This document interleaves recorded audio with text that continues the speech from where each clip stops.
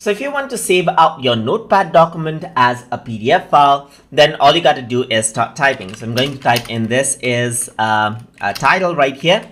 And then I'm going to go around and type in this is a paragraph, just like this. And I'm just going to go around and then copy and paste this around. So I'm going to copy this and paste this out right here.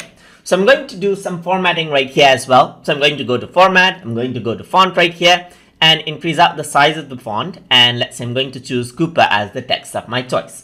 So let's say I want to save this out as PDF file. And to do that, you need to go to File, and then you need to click on Page Setup first and choose the page setup according to how you like it.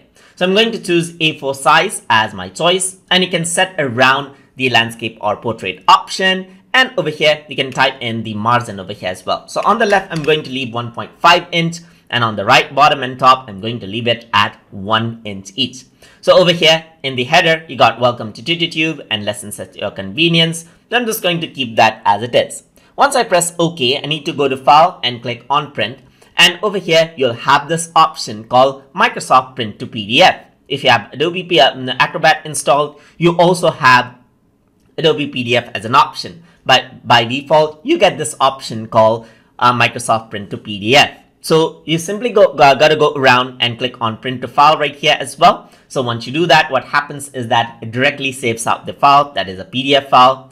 And then you click on Apply right here and Print. Once you do that, you have this option right here. So on the desktop, I'm going to save this out as sample right here and then click on Save. And what happens now is it gets saved out as a PDF file right here.